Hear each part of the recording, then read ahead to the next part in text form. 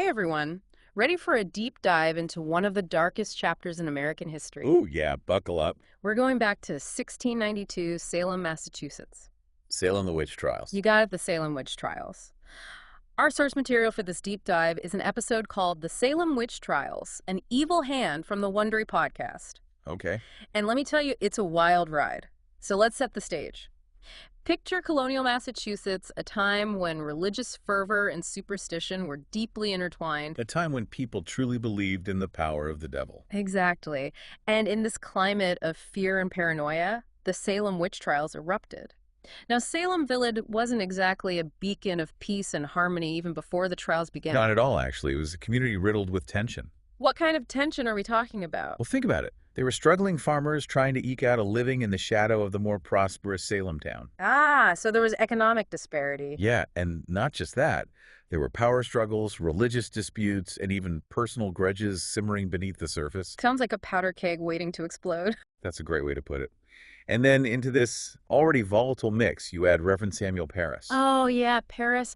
He was a rather controversial figure, wasn't he? To put it mildly, he was demanding, inflexible, and some might even say power-hungry. What did he do that made him so unpopular? Well, for starters, he insisted on a higher salary, demanded ownership of the parsonage, and imposed very strict religious practices. And the villagers weren't exactly thrilled with his leadership style, I imagine? You got it. He basically alienated a huge chunk of the community, which further inflamed the existing tensions. So you've got this community on edge with all this simmering resentment. Right. And then the winter of 1691, 1692 hits. A brutal New England winter. Exactly. Food shortages, dwindling firewood supplies, families struggling to survive. And in the midst of all this, Reverend Paris is preaching about a cosmic battle between good and evil. Oh, yeah. His sermons take a dark turn. He starts warning of the devil's influence and hinting at divine retribution for his enemies. So he's basically adding fuel to the fire. Absolutely. Yeah. And that's when things take a truly bizarre turn. Enter Betty Paris and Abigail Williams. The infamous afflicted girls. 9-year-old Betty Paris and 11-year-old Abigail Williams start exhibiting strange and disturbing behaviors. Screaming, contorting their bodies, babbling incoherently. Throwing things, having fits. It was like something out of a horror movie. Right, and no one could explain what was happening to them. People were terrified. Of course they were. These were deeply religious people who believed in the supernatural. They saw these afflictions as evidence of witchcraft. So in walks Dr. William Griggs, the local physician. And his diagnosis sends shockwaves through the community. What did he say? He declared that the girls were under an evil hand. In other words, bewitched. Exactly. And that diagnosis was like lighting a match in a room full of gunpowder. So the witch hunt begins. And who are the first to be accused? Well, it's not surprising who they targeted first. It was the most vulnerable members of society. The usual scapegoats. Exactly. Tituba Paris's enslaved servant, Sarah Good, a beggar, and Sarah Osborne, an ostracized woman who'd married her indentured servant. 3 women who already existed on the fringes of society. Right. They were easy targets. They fit the Puritan stereotype of a witch. Outsiders, marginalized, and already viewed with suspicion. Precisely. And as we'll see, their accusations were just the beginning of a terrifying chain of events. Okay, so we've got our setting, we've got our players, and we've got the spark that ignited the Salem witch trials. Now things are about to get really intense. Oh yeah, stay tuned, because it's a wild ride from here on out. Last time we left off, the witch hunt was just getting started in Salem, and things were about to get a whole lot worse. Yeah, things are going to spiral out of control pretty quickly. So Tituba, Sarah Good, and Sarah Osborne, they've been accused. What happens next? Well, the accusations just keep on coming. Like a domino effect. Exactly. And they start to target people from all walks of life, not just those on the fringes of society. So it wasn't just about social status or personal grudges anymore. Nope. It was as if the accusations took on a life of their own, fueled by fear and paranoia. Okay, so who else gets caught in the crosshairs? Well, one case that really stands out is that of Martha Corey. Martha Corey. Yeah, she was a devout member of the church known for her piety and good works. That doesn't sound like your typical witch. Not at all. But that's the point. Her case shows just how absurd the accusations had become. So even devout Christians weren't safe? Nope. No one was safe once the witch hunt gained momentum. Okay, but why was Martha Corey targeted? What did she do? Well, it seems her initial skepticism about the accusations and the validity of spectral evidence is what sealed her fate. So questioning the afflicted girl's claims was seen as siding with the devil. Pretty much, yeah. The climate of fear had become so intense that any form of dissent was seen as a threat. Wow. So Martha Corey, this upstanding member of the community, is arrested and thrown in jail. And she's subjected to these humiliating and brutal examinations. It's hard to imagine the terror she must have felt. These weren't fair trials by any stretch of the imagination. They were more like inquisitions designed to extract confessions through intimidation and sometimes even torture. So it was basically a system where your word meant nothing, and the accusations of a few teenage girls were taken as gospel truth. Yeah, and what's even more tragic is that even confessing to witchcraft didn't guarantee your safety. It's like a horrifying catch-22. Absolutely. You're damned if you do and damned if you don't. It's just unfathomable to think this was happening in a community supposedly founded on principles of justice and religious freedom. It's a stark reminder of how easily those principles can be eroded in the face of fear and paranoia.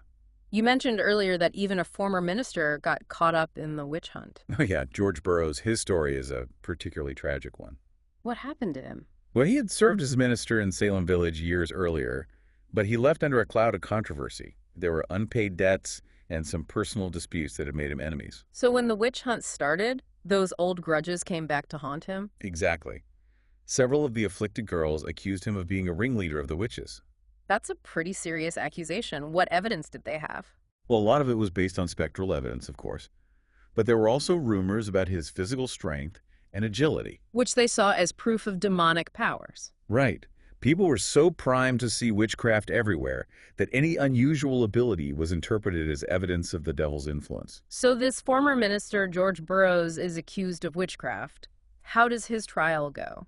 Well, despite the weight of the accusations against him, Burroughs maintained his innocence throughout the trial. Did they believe him? Nope, sadly not. Despite his pleas of innocence and a compelling defense, the court found him guilty. Wow, that's just unbelievable. Did he say anything at his execution? Yeah, actually, he delivered a powerful and moving speech from the gallows and even recited the Lord's Prayer flawlessly. Wait, I thought witches weren't supposed to be able to do that. Exactly. It was widely believed that a witch couldn't recite Holy Scripture without faltering. So shouldn't that have cast some doubt on his guilt? It should have. Yeah. But the court, determined to maintain its authority, chose to ignore this crucial evidence. It's heartbreaking. It really is. George Burroughs was hanged as a witch, despite this remarkable display of piety. His case is a reminder that even amidst the chaos and injustice, there were still voices of courage and faith. And it raises a chilling question.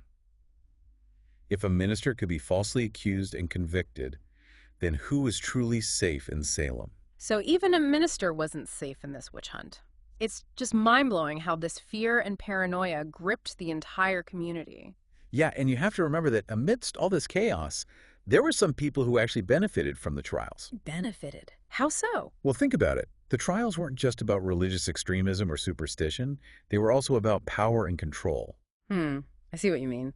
Certain individuals could use the trials to consolidate their own power or settle personal scores. Exactly. It was a way to eliminate rivals, silence dissent, and maintain a grip on the community. So it was a complex mix of motives at play. But surely not everyone in Salem was on board with this witch hunt. Oh, definitely not. There were people who questioned the accusations and the validity of the spectral evidence. But speaking out against the trials must have been incredibly dangerous. You're absolutely right. It was like walking a tightrope. You can easily become a target yourself. So those who dared to challenge the witch hunt were putting their own lives at risk. Sadly, yes. But there were still those brave souls who spoke truth to power. One notable example is Reverend John Hale. John Hale, a reverend. But wasn't he involved in the trials? He was initially. But as the trials went on, he started to have serious doubts. What changed his mind? Well, he began to see the cracks in the narrative, the flimsy evidence, the heavy reliance on spectral testimony, the lack of due process. It became clear to him that innocent people were being condemned. So he went from being a witch hunter to a witch hunt critic. Precisely. He began to speak out against the trials, arguing for a more rigorous examination of evidence and a fairer treatment of the accused. That must have taken incredible courage. It did. He was essentially challenging the authority of the court and risking his own reputation. Did his efforts have any impact? Unfortunately not. The witch hunt had gained too much momentum, and the authorities were determined to see it through. So how many people were ultimately accused and convicted in the Salem witch trials?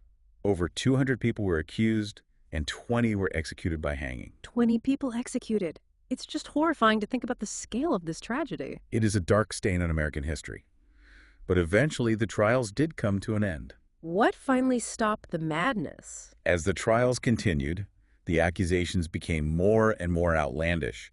They started targeting some of the most prominent members of the community. So the absurdity of it all finally started to become apparent. Exactly. Public opinion began to shift, and people started to question the legitimacy of the entire witch hunt. It was like the spell was finally broken. In a way, yes. And then the newly appointed governor of Massachusetts, Sir William Phipps, intervened. He put a stop to it. He did. He ordered a halt to the trials and appointed a special court to review the cases of those still imprisoned. So those who had been unjustly accused were finally released. Gradually, yes.